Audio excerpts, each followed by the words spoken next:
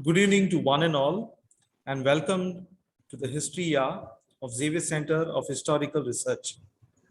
I'll be giving a few instructions as of how the History Hour will be proceeding today. Firstly, I would like to say that Professor Sharmila Pais will be our speaker for today, and she will she'll be speaking on the topic on the encounter with the ballot in colonial Goa, that's 1821 to 1961, a historical and analytical perspective. Now, I just want to bring this to your notice that this meeting is recorded. Kindly note that this meeting is recorded. Also, I'd like to mention, as we start, Father Tony will welcome all of us here, especially in this history hour, and he will introduce the speaker. Then Professor Sharmila Pais will get 45 minutes to present her topic, followed by Q&A session, which I will be moderating and presenting the questions to Professor Sharmila Pais, which means that if you have any queries and questions in the Q&A session, kindly drop it in the chat box. Please do not put on your mics while speaking or asking questions. Please put your questions in the chat box. So this is my request to each one of you present here in this history hour. If you have any further queries, you can always contact Professor Sharmila Pais later. But prior to that, we shall stick to the first thing. I would now like to ask our director of Xavier Center of Historical Research, Father Tony, to take over. Good evening to all of you, and very welcome to this history hour. As Father Malcolm has already said, we have invited Dr. Sharmila Pais, professor at Xavier's College in Mopsa, and a person who has recently concluded her PhD, publishing her PhD thesis in the form of a book. This book was recently released in Panjim, entitled The Encounter with the Ballot in Colonial Goa, a historical and analytical study from 1821 to 1961. The book is available now on sale, and you are very welcome to purchase a copy at an appropriate time. The book deals basically with an investigation that Professor Pais has done of the elections that were introduced by Portugal, the colonial power, in some of its colonies. And so Goa was one of those colonies where this election played out. And so the book very well analyzes how it played out in a colonial setup. What were the different dynamics that took place? How the, so to speak, mother country also impacted the elections in a distant colony in the Indies, far, far away. So it makes very interesting reading for us today when we look back couple hundred years ago and see how this exercise, which today we take for granted, in those days was a very landmark producing exercise. We are at the moment, as you know very well, Goa is at the threshold of an election. And already we can see around us the different dynamics taking place, how the different parties position themselves in order to get votes.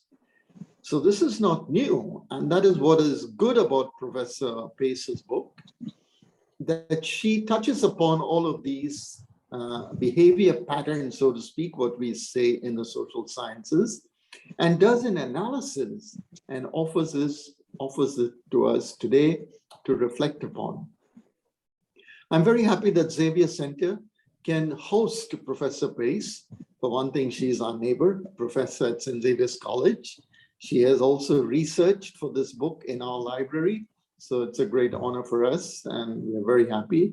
And we congratulate you, Professor Pais.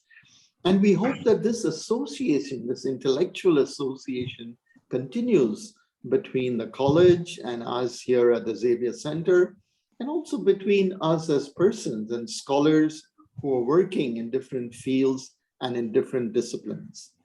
So with these few words of introduction and welcome, I would hand over the speaking, or the mic in this case, to Professor Pace. Welcome. I just want to say one thing. Sorry, I did not mention earlier. When Professor Sharmila Pace presents, I would like to request all of us to put off our mics and our video so that the recording and also the internet speed will be better, internet coverage. So let us put off our video and audio. So let us mute and put off our videos. Over to you, Professor Sharmila Pace. Thank you for the Malcolm. Can I share my screen before I start my presentation? Yes, please share. Yes.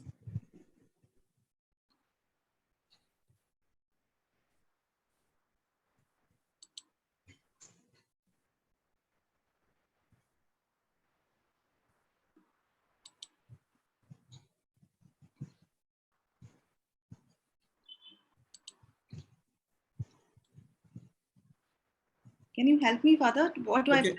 I Just scroll down in the center of your screen. You'll see the share screen. Can you see in the center?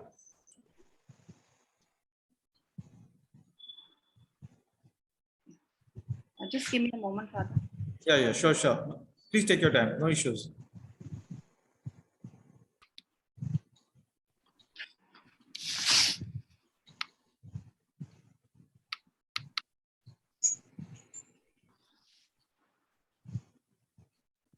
Yes.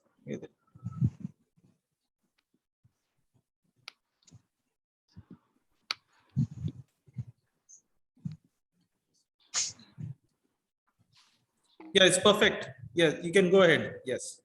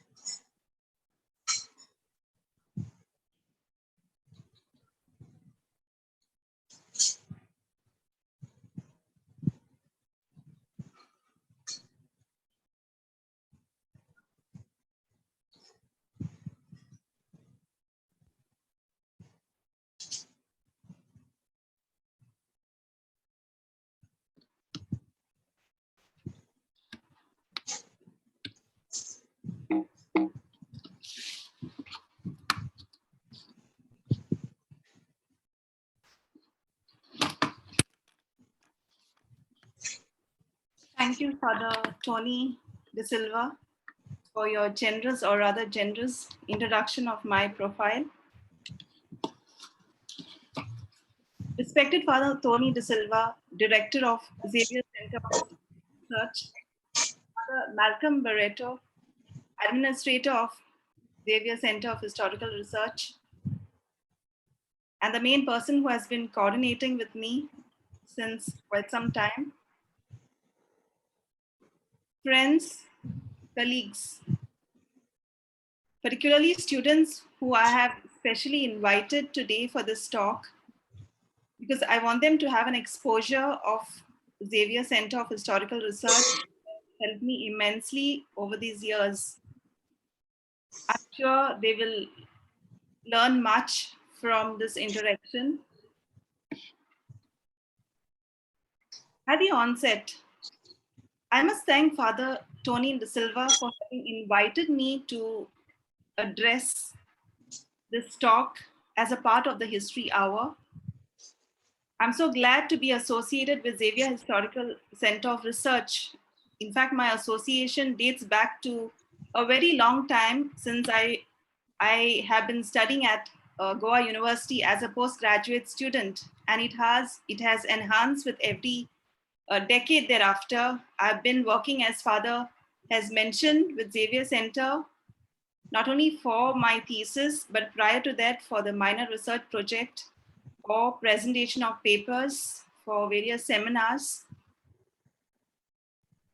Today, I am before you to talk of the newly launched book, The Encounter with the Ballot in Colonial Goa. The period of study spans nearly 150 years, from 1822 to 1961. This book is today 26 days old. So it's a baby of 26 days. And I'm quite pleased with how it has turned out over the years that I have worked on my thesis and subsequently the publication in October 2021. Today, I'm going to introduce or talk to you about first 4 chapters alone. Although first 4 chapters are quite a bit and they cannot be discussed with the time that I have before me, but I'll try to give a very synoptic idea of what I have to say in these 4 chapters. The reason for these 4 chapters is because they carry one theme. Now, as you can see here in this slide, these are the chapters, 7 chapters that the Encounter with the Ballot focuses on. The first 4 chapters have investigated on the parliamentary elections of Goa. And thereafter, we have the decentralizing political experiences in Portuguese Goa, as I have called them, which talks, or which rather explains about the legislative council or the government council in the 20th century, the municipal and parochial elections, and finally the summary and concluding remarks. So every theme here is novel, is rather distinct from one. And now I shall talk about the first chapter here, franchise and the system of elections in colonial Goa. By modern standards, we would call it as limited franchise. When we compare to the universal adult franchise that we have today in a democracy or a representative system, in the 19th century, it was limited for a contestant and for a voter, because there were certain criteria by which a voter and a contestant could participate. And you can see all the criteria which are reflected here. First and foremost, and the most important one, was that of citizenship. One had to be a citizen of the Portuguese dominion. Now, let me share that after 1822, with the new constitution coming into force, the subjects of Portugal in particular, they were emancipated from being called subjects to a credible position as those of citizens. So I'm sure you will, when you reflect on these two terms, citizenship and subjects, they do make a lot of difference. At least theoretically, they were called citizens, and as citizens, you could vote. But let me also share here something important. Not every citizen could vote. Only active citizens could vote. And who are these active citizens? Active citizens were those who had the remaining criteria, some of the remaining criteria. For instance, domicile or voter residency. You had to be present in the region or the territory where you voted or contested elections for a certain number of years. Of course, there were exceptions to the rule. Especially military men need not have domicile because they were always on the move. But by and large, at least a year of voter residency was expected for a voter. Likewise, a contestant was also required to have domicile during the initial phases, especially during the first election. There was a criteria put forth that a contestant had to have a domicile of 7 years, and rather that was too long, too long extent of a time. So it was subsequently reduced, and it created a lot of political issues here. That's another thing altogether. The third criteria was that of taxation. People had to pay taxes to vote and to contest. During the first few decades from 1822 to 1851, there was something called as phased voting system. And I'm sure some of my slides, which I'm going to show, will tell you what exactly was this phase system, where there were phases of voting. Not everyone could participate directly. So it was an indirect form of participation. And the level of taxes paid by the voter differed from the phases that they participated. After 1822, elections ceased to be indirect, or rather they were direct. And here, naturally, or by default, so to say, the number of voters would increase tremendously or manyfold. Apart from there were also the major contributors of taxes, or maior contribuintes, as they were called. Now, they played a very important role in in most of the electoral proceedings. They were voters, of course. Sometimes they could have contested if they satisfied all the criteria. But what was important and outstanding about these contributors was that the money power that they had because of their contribution to the state exchequer helped them to control the electoral proceedings. So they were like the big bosses of those times, where they could influence the voters to vote for a party that they desired. So there was a lot of politics involved over here. And contemporary newspapers, they talk about the major role that they played and how they were looked upon as, in quotes, as the big bosses of those times. Age and educational qualifications also mattered. A voter, unlike today, those days in the 19th century, could vote at 25 years. But if he was educated in the sense, if he had a degree of education, or if he was a bachelor in arts or law or any other degree from the military school or the medical school, he could have voted at the age of 21. Or if he was a married man, he could have voted at 21. If some of you are wondering what was the reason for this age difference, it was believed that if a person was mature enough to get married or to hold a higher degree in education, he was equally responsible to vote, and he would do justice to the electoral process. Educational qualifications were important in the sense that every electoral degree did make a mention of it very subtly, but it is very clear in one of the regulations passed in 1821, where they said that literacy was important.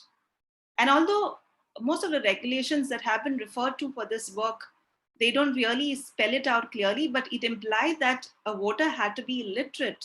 You had to write and read at least. The head of the family was another aspect, which meant in a patriarchal society of Goa, of colonial Goa, the male member who headed the family had one vote, irrespective of his educational qualifications. Sometimes it is interesting to know that most of the heads of the families, they were illiterate, and they, by virtue of this criteria for that particular regulation, they voted, and they you will see in one of the slides once again how the numbers had changed drastically. As far as gender was concerned, ladies did not vote, and it was almost like a non-issue. Nobody expected those times, unlike now. Perhaps it was felt that the responsibility of the lady lay in managing her home. And it was only in the 20th century, specifically by the Constitution of 1933, that there is a specific mention that Portugal was to introduce voting rights for women. While Portugal allowed women to vote over course of time, this did not happen in Goa. Women in Goa did not vote, but I must say that towards the end of the 1950s, there were a few women who wrote in the newspapers. They expressed their political views. Of course, these are very stray cases, very, very rare and few cases. But there was this lady in 1954. She was a prominent person because her father was active in politics, and she makes a mention that women should have the right to vote. So this was probably the beginning of or yearnings of women, a few women who desired to vote in the 20th century. As I mentioned earlier about the indirect system of elections, I think the next slide would make more sense to the viewers. Active citizens, I've mentioned, those who qualified to vote, they would vote parochial representatives. Parochial representatives in turn would vote provincial representatives, and they again the deputados, as they were called, or members of the parliament. And this is how the parliament was constituted in Portugal.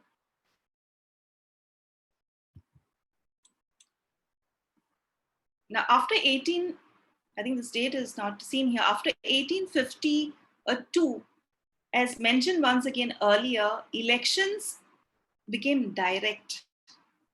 Why? If you ask me, due to the regulation in force. There was change of guard.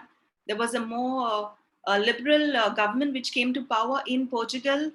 And perhaps the changing times, one has to understand the political scenario in Europe too. There was a lot of change after 1948, the fall of Metternich from power. So there was a lot of political gamble that was taking place in Europe. And Portugal definitely was affected by these changes. So there was more participation from the people, from elections being direct. You could see the statistics here. Some part of it remains a little hidden. Statistics from 1860 are available, and they go on for the different time span that are reflected here, 61, 63. I mean, this is because of the record that is available, which has been acquired from different government bulletins available in the Central Library, some of them in Lisbon, and different secondary sources as well. What is very visible and noticeable, if you see this chart here, from 1878, there is an escalation.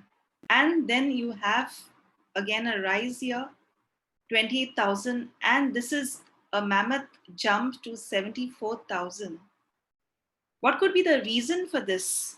Now, as I've once again explained it, and perhaps it's better reflected here, it was this particular phase from 1878 to 1894. During this period, the heads of the family, they were allowed to vote without the criteria of literacy. And that is the reason why there's a jump.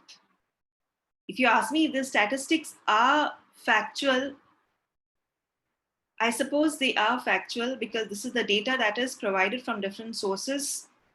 I think even today, it might not be really possible to have a definite data. You have to minus and probably add and subtract sums here and there. So by and large, you have a very respectable kind of voter participation for this year.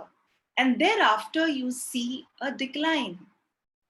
When we look at this date, 1917, this is the Republican phase in Goa. Now, one would definitely think from this, when you talk of the Republican phase, you would expect a better participation because a republic gives scope for more participation, an evolution of a democratic phase or a devolution of power, but this didn't happen during the First Republic. Now, that was because in Portugal, some of the regulations that were passed, they were very retrograde. It means that they retracted some of the regulations and they were more conservative than the 19th century. Now there, once again, the book explains why. I may not be able to give all the explanation here. The book explains why it happened due to conservative forces reigning at that point of time. And you see it remains almost constant. Here, perhaps in 1958, there's a little bit of a change. It remains by and large constant here. Here you see a chart 1822 to 1910, now this is the constitutional period of Goa, where the constitutional monarchy reigned. It was a phase of a lot of unrest, a lot of political events, change of guard happening. And if you look at this circle,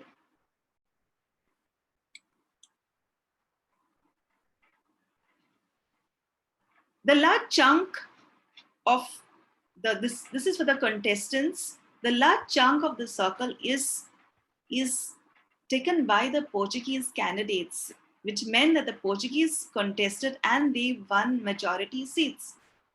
But despite what is respectable is that Goans won 38 seats, 34% of seats were won by Goans.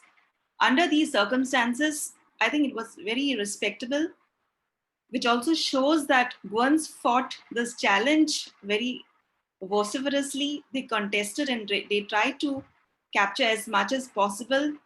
It also shows the popularity of the Goans and how Goans wanted their own candidates to win in the elections. Now, this a very small figure of the Luso descendants, which is explained in chapter 3. Overall picture from 1822, from the phase that the election started to 1961, the Portuguese candidates begged 49% of seats from the total of 127.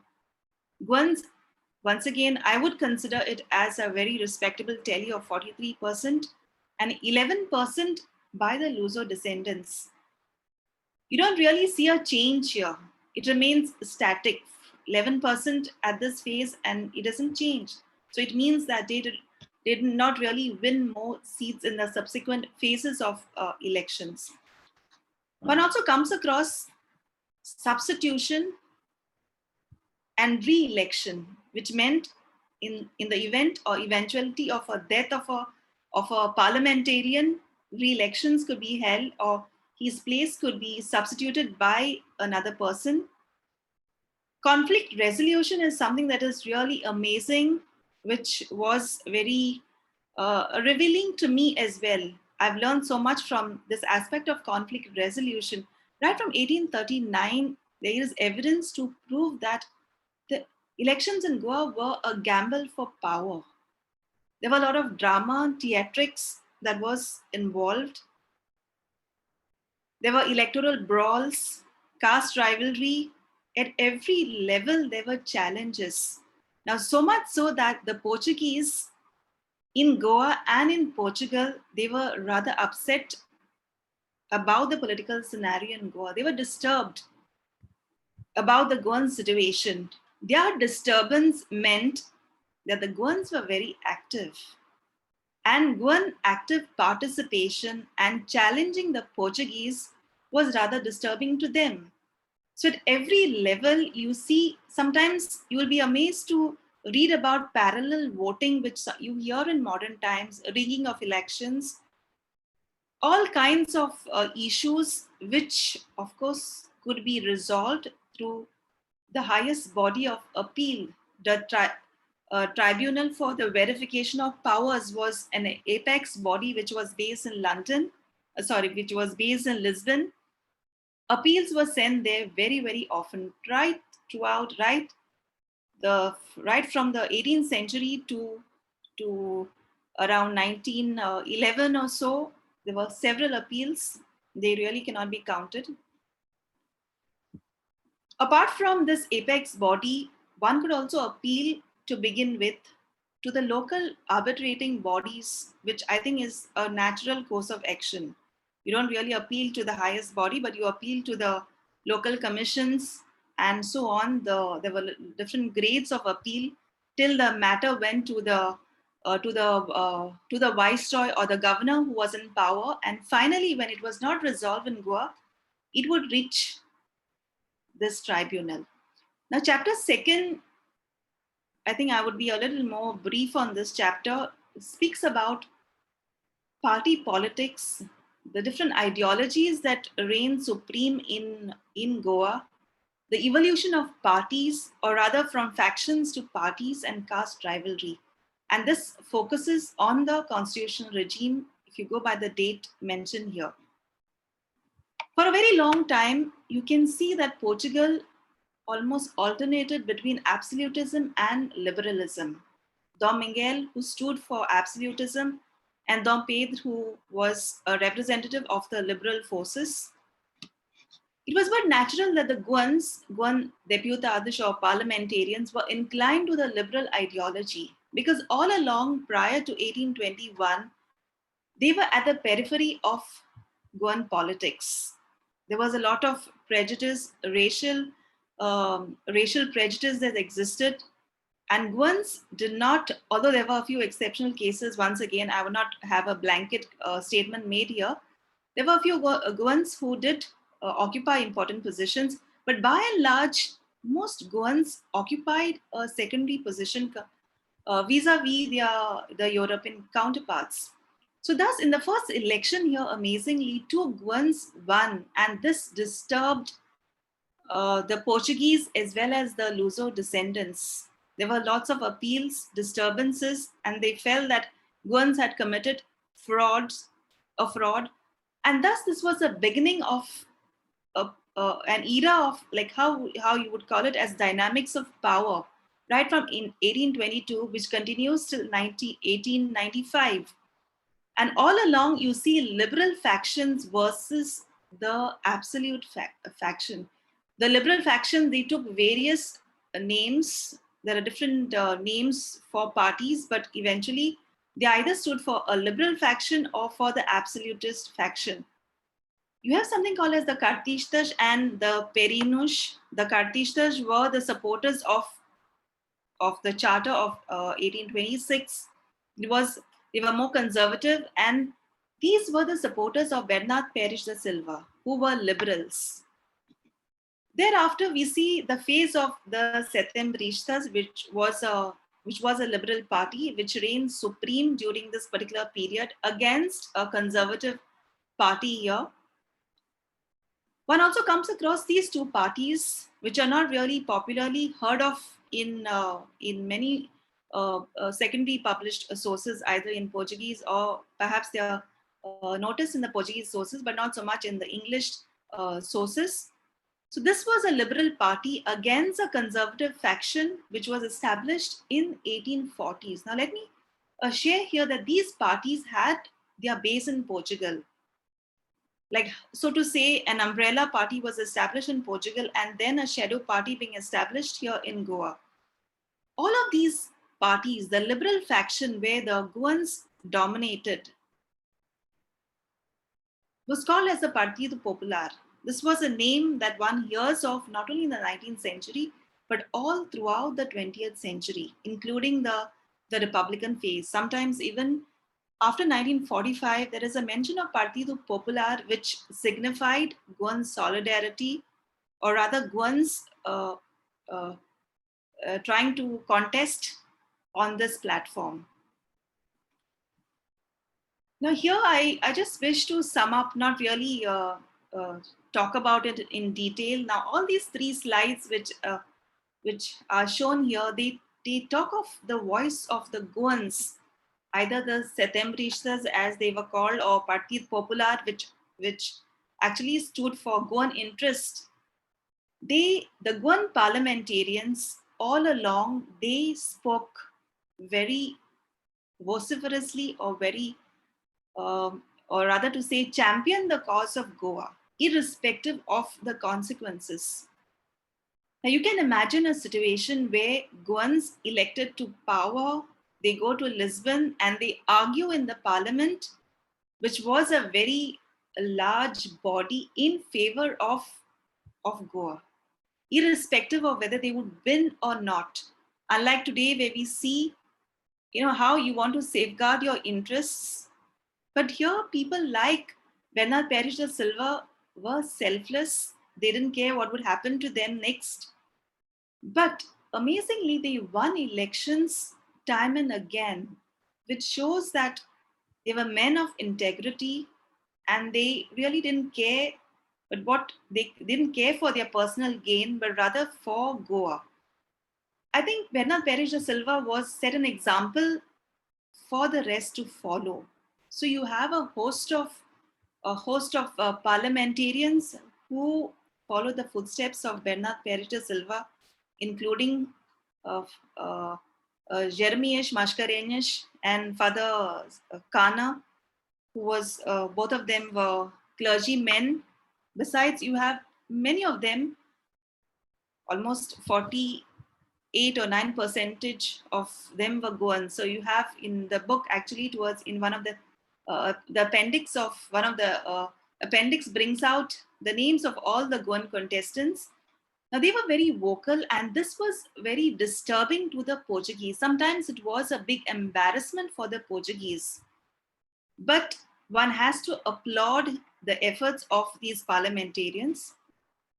In the 1950s, you can see another party, which is translated into English. It means the Regeneration Party, which later contests with another one called as the Progressistas. I'm sure what would interest the participants here, especially the young students, they have often heard of the Partido Indian and Partido Ultramarin. Now, these were two local parties which came into existence in the 1850s, 1859, and thereafter. Sometime it's really difficult to get an exact date, but it is generally assumed that they came to power in the 1850s. The coming of these two parties, or their existence, or rather I would say establishment, changes the political scenario in Goa, because now the contest is among two local parties. All along, they were liberal and absolute factions, where Goans represented the liberal interest. But now you have a different phenomena altogether. Why did this happen in the first place?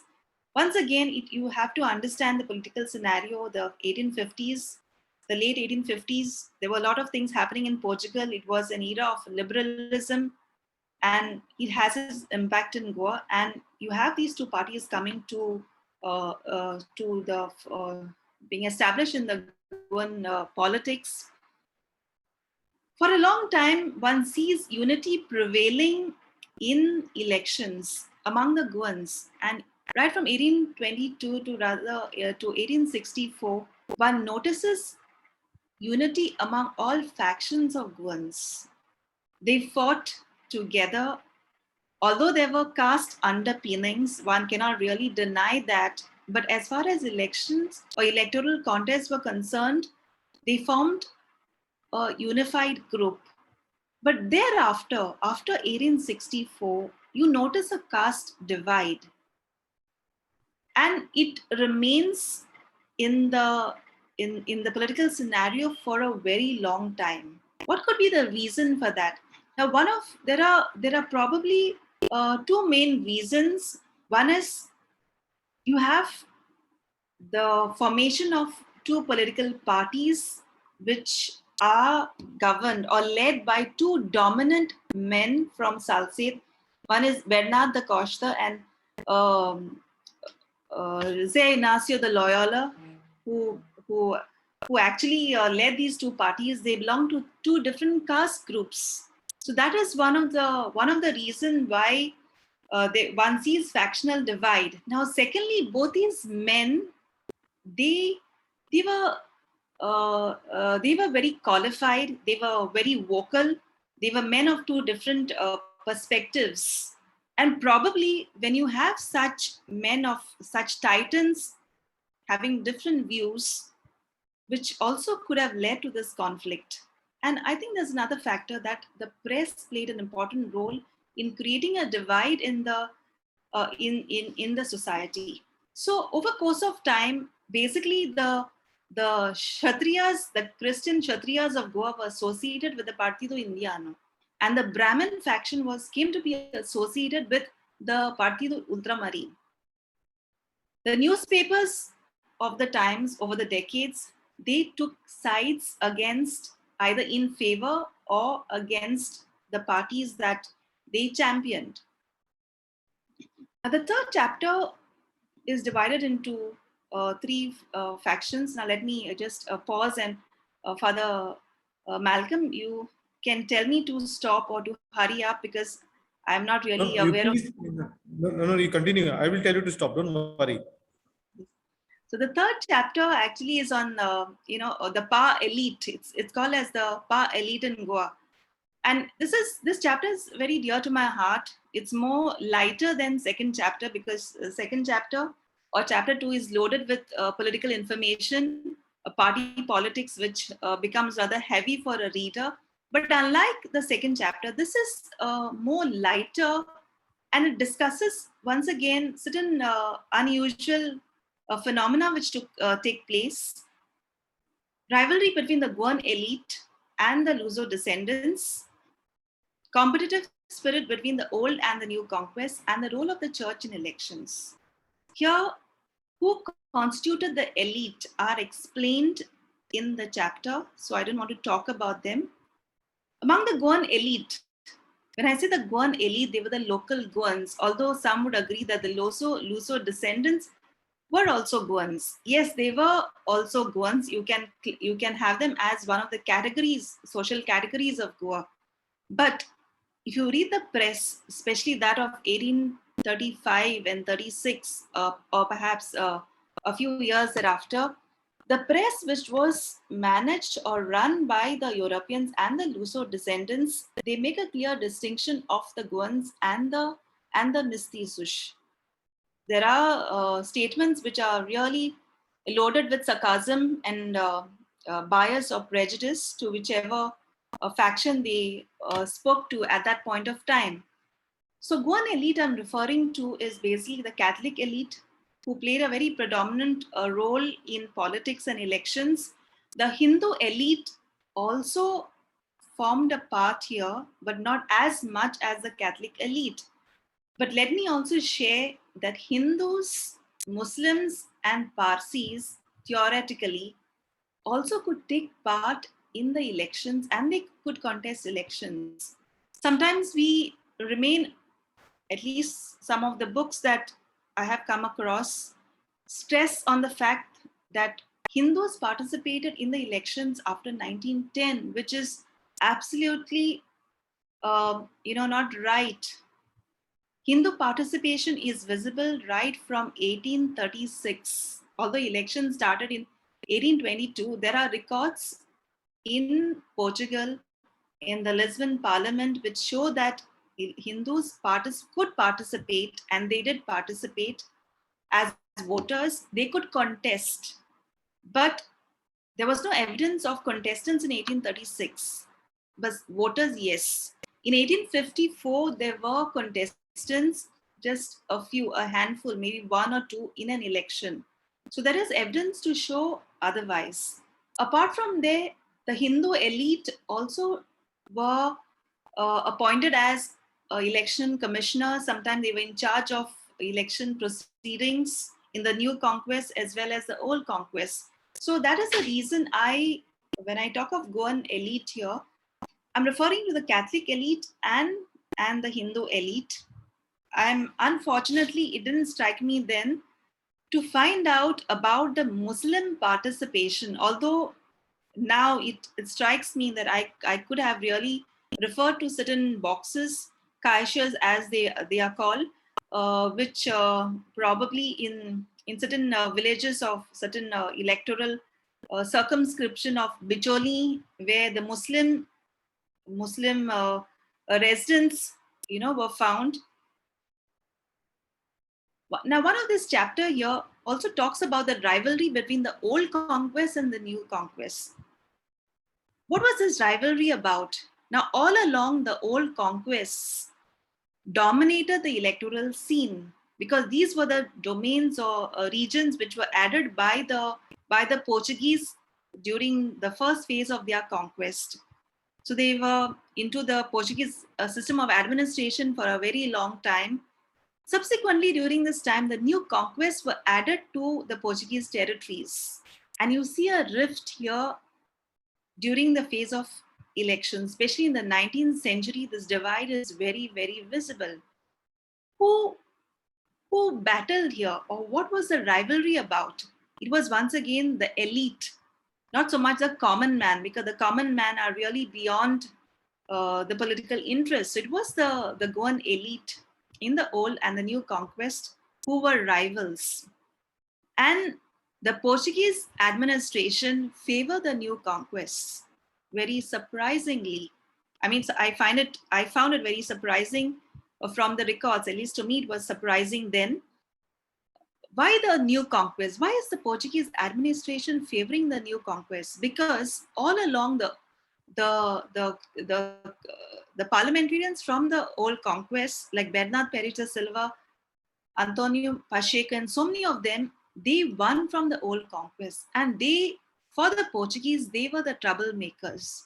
So now they want parliamentarians from the new conquest.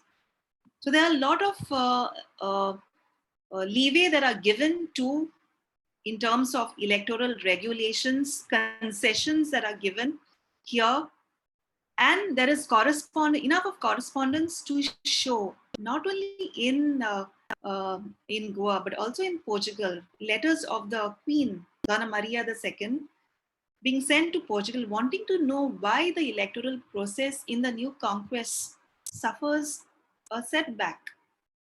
It's very difficult for me to explain. You can have a whole talk for 1 hour on this, but this was a fact.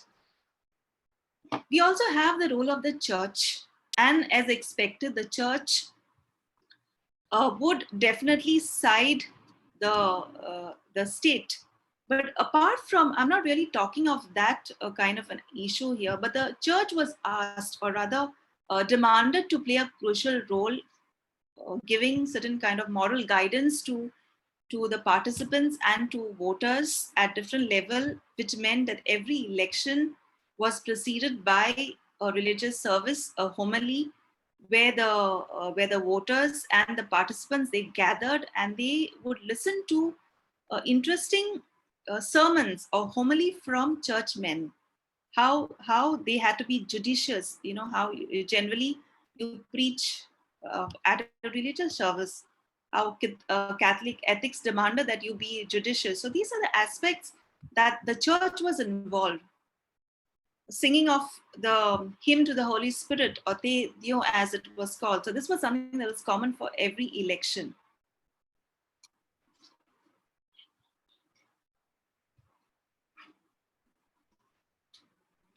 Just a few words of this Goan elite and the Luso descendants, because it's something that is, which I like to really read very often. The Luso descendants constituted one section of the society, and from the chart that was displayed to you earlier, the percentage of Luso descendants was very, very small. And they began to win elections much later compared to Goans. I think around 1852 or 54, if I'm not mistaken. That was the time they won elections. So it bothered them quite a bit, because earlier, prior to 1822, during the constitutional monarchy, they dominated the political scene. They largely, or rather, I would say, they were very participative in, you could see their presence in the municipality of Goa. But now with the new constitution, or rather new constitutions coming into force, and a share of a representative system enjoyed by the Goans, the situation had turned out different. So for them, it was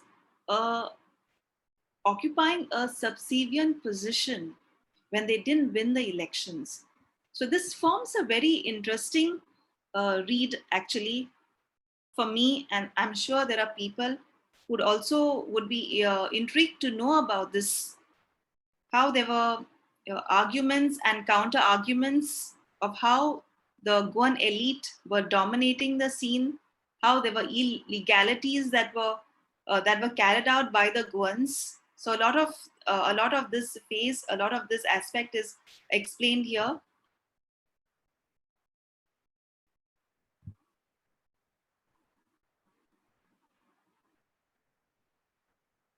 Okay, and lastly, the fourth chapter, which deals with elections, parliamentary elections under the Republic. There are two phases to this chapter. One is the first Republican phase from 1910 to 1925, and the second Republic from 1910 to there's a mistake here, from 1925 to from 1925 to 1961. this has to go here. Now, during the first Republican phase, or this phase, the first phase was rather more respectable compared to the second phase, because this was the era of Salazar's regime. There was conformity in election. Here one sees some kind of a freedom aspect of secularism. Secular forces are introduced in Goa. They had begun, in fact, by the late 19th century, and they make their presence felt here. So there is a clear divide between the traditional forces, which stand for Catholic conscience in elections, against that of the secular forces. So for here, there is an interesting battle between the secular and the traditional forces. A few elections were held, and they were all along, for all the years that the elections were held, they were contested on these two premises. The traditionalist forces, they considered the secular forces as very demonic, satanic. There were lots of different kinds of adjectives that were used. There were fights again, backbiting, and all kinds of accusations that were leveled. Here, you don't find any Hindu representative contesting the elections. I forgot to mention earlier, or perhaps I made a mention in passing. During the constitutional regime, that is from 1822 to 1910, one comes across a few Hindu contestants. Perhaps one electoral list would have one contestant. The rest of them were either Portuguese men, Guans, or Luso descendants. But there were Hindu contestants. They did not, unfortunately, they did not win. And the reason why they didn't win is because there was a particular process which followed. There were Guans who also did not win. There were Portuguese who did not win. And it is all likely that the Hindus did not acquire support from the administration then. They were more used as pawns to win battles for the Portuguese. They wanted voters for the Portuguese and to change the political equations vis-a-vis the contestants of the old conquest. During the First Republic, the Hindus were more conscious. They were happy that the Republic was established. They expected much from this phase, but unfortunately, they were saddened by what was happening here. You don't find a single Hindu contestant, at least I have not found a single Hindu contestant so far who participated in the elections. Who contested in the election. There were Hindu participants, there were Muslim participants. Now, during this second Republican phase from 1945 to 1961, during the regime of Salazar, most of us as students of history, we know what the regime constituted, what was the phase like, and how there were so many curbs that were established. But from 1945, Salazar himself wanted to prove to the Western world that Portugal was a democratic nation, and he introduced elections in Portugal, in the overseas, in the Portuguese dominions, and so you have parliamentary elections in 1945.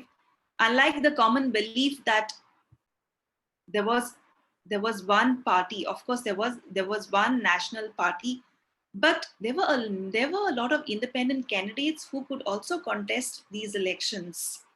At least during the first election, 1945, around October 24th or 25th of October, the first election, when it was held, there were at least 10 people who showed their willingness to participate despite the curbs and despite knowing the risk that was involved in contesting these elections.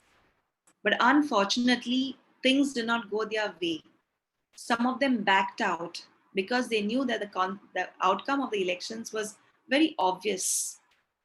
And thereafter, you see how from two contestants, the number had changed to 3.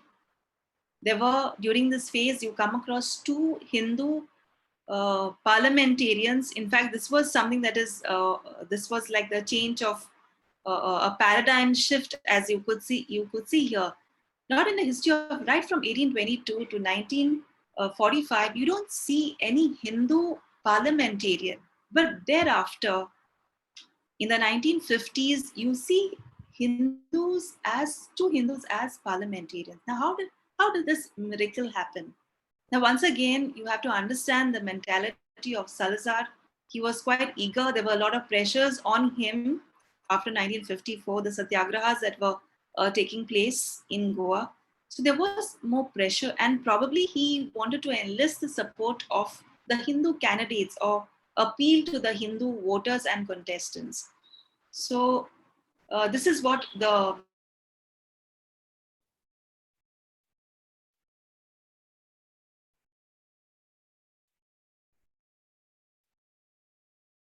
I don't feel that I have done justice here, and I'm sure you will understand.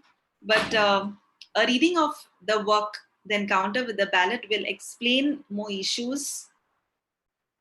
Thank you, Father.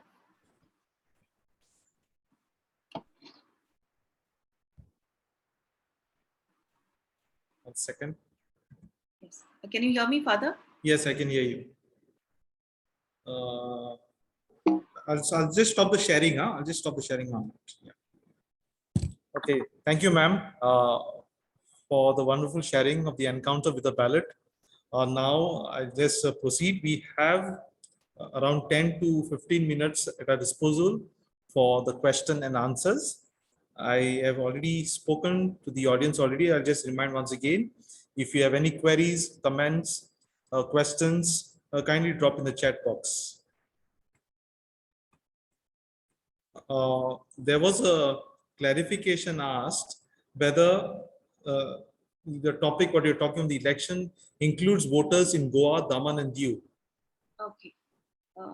This work is exclusively on Portuguese Goa.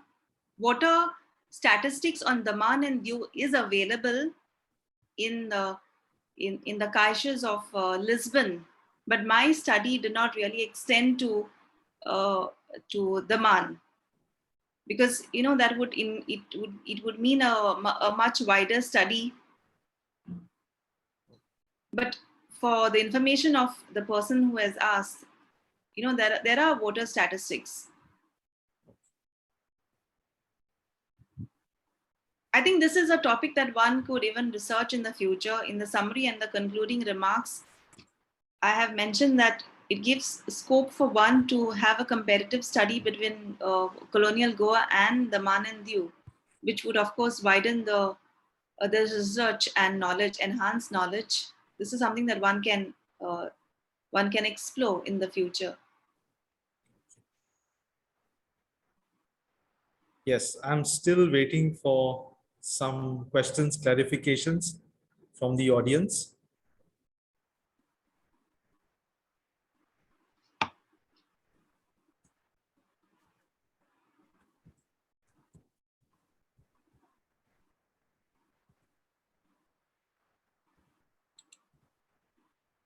Okay, this is from a person. She's Padmaja Kamath.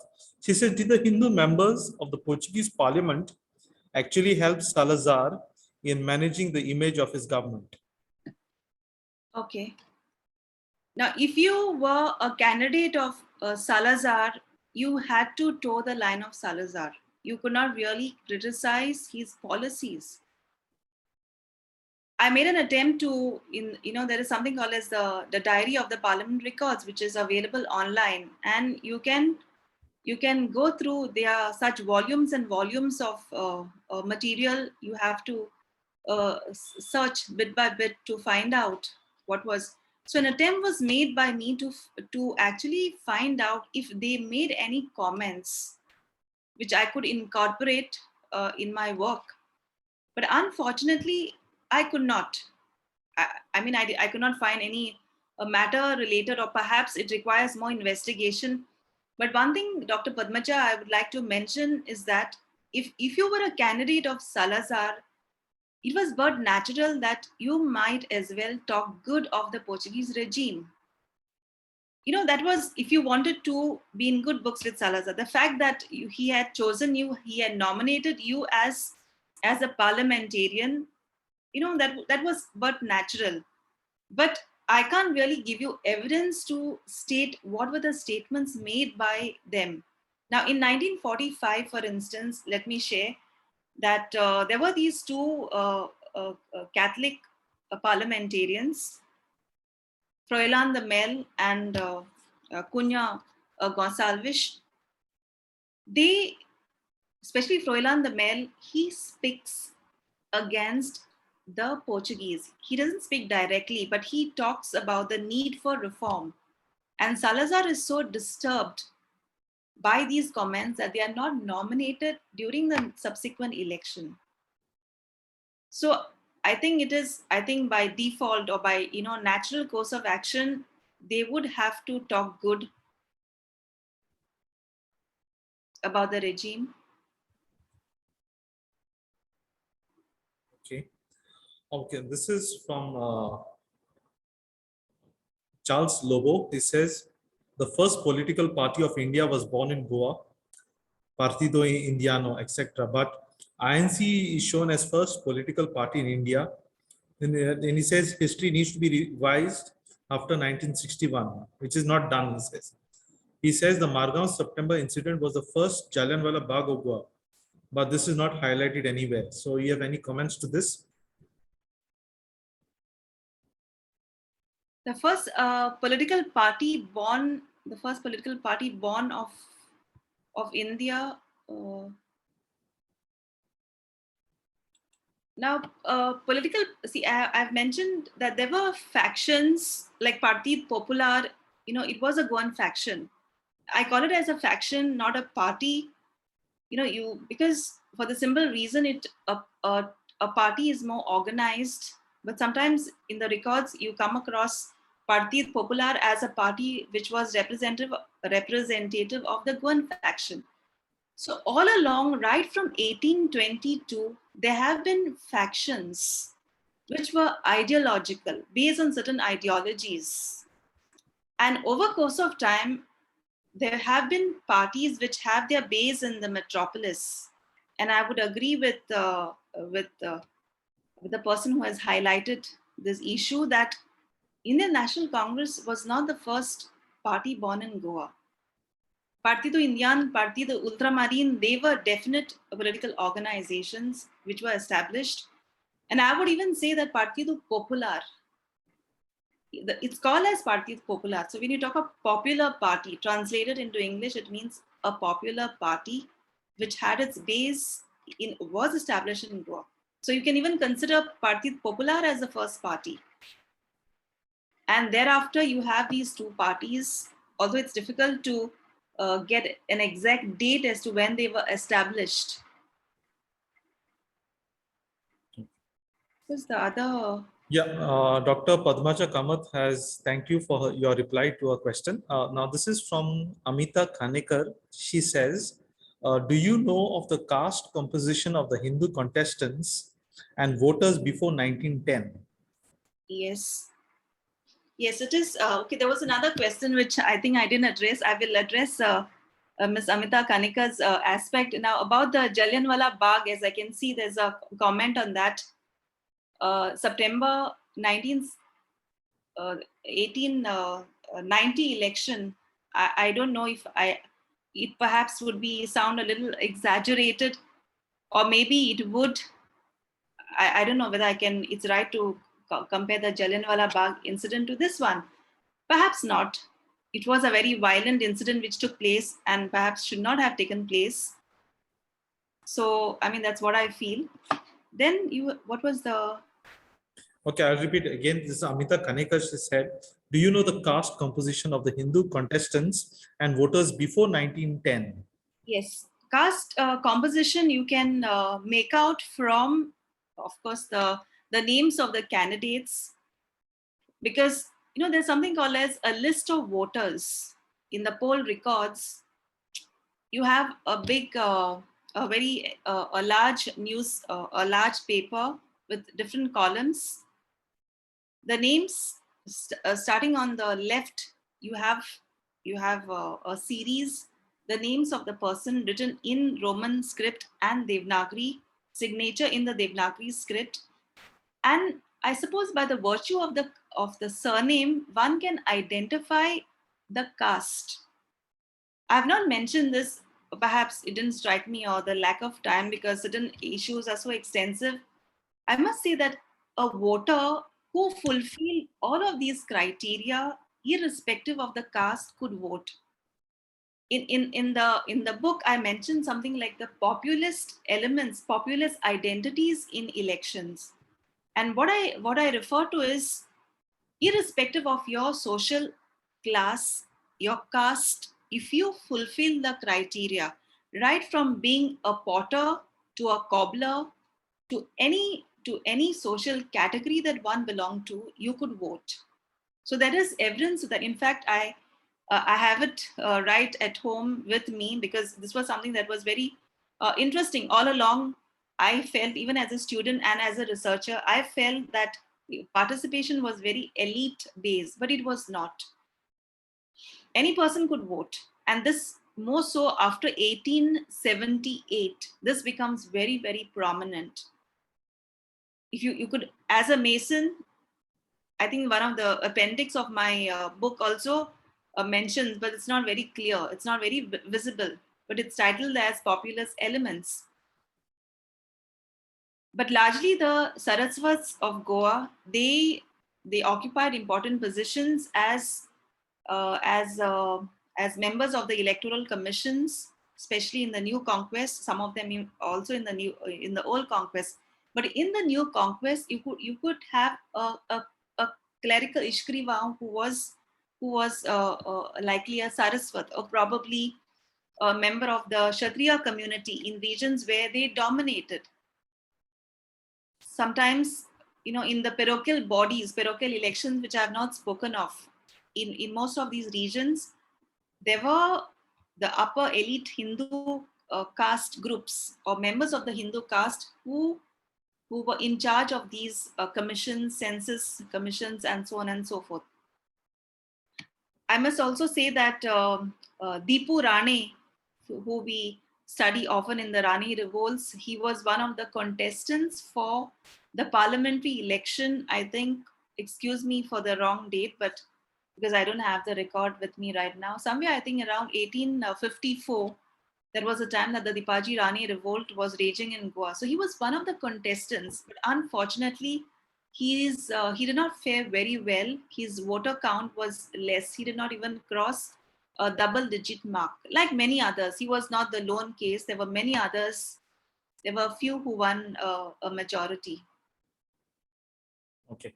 Charles Lobo, he just wanted to rectify that earlier question. He says he wanted to say that the history of political parties in India needs to be revised. He's already saying that the history of the political parties in India needs to be revised. That is what he mentions. Okay. Okay. This is from Professor Shushila Mendes. This would be our last question. Could the populous elements include the Velips of Kankon who participated in large numbers? Yes, why not? Irrespective of who you were, if you fulfill the criteria. Because see, at one point of time, from 1878, there was this regulation that was introduced in the metropolis in Lisbon, where a head of the family, irrespective of his educational qualification, could vote. So that means even if he was illiterate, but he was a head of the family, if he belonged to a tribe or a scheduled caste, he could also vote. And I think there is evidence with me to prove that. So when you have a mason and a potter and different category of people, so it was, that is what I mean by populist elements. Okay, for rest of the audience, we are running short of time. For further queries and questions, I've already put in the chat box. If you want to contact Professor Sharmila Page, I've put an email ID on the chat box. It is shamipage1000@yahoo.com. So if you have any further questions, you can always contact her through her email ID. On behalf of Xavier Center of Historical Research and on behalf of our director, Father Tony, I would like to thank you, Professor Sharmila Page. I know it's difficult to complete in an hour's time what you have presented, the encounter of the ballot. I hope this is learning lessons for us, the learning lessons from the past. I feel you have been a pioneer in studying these details of the past, especially during the Portuguese era, and now how it is relevant for us, especially when the elections are near in 2022. So thank you very much, and just wanted to inform all of you. Thank you very much for being present for this history hour. This video, which has been recorded, will be put on YouTube in our channel. I hope you can share this valuable one, more than a 1 hour session which we had. I think you did your best. That's all I can say. So thank you very much. Thank you, Father. Thank you, Father Tony, also for giving me this opportunity, and all the participants who have been present and they have spent their time listening to this history hour. Thank you. Thank you. Yeah. Have a good night.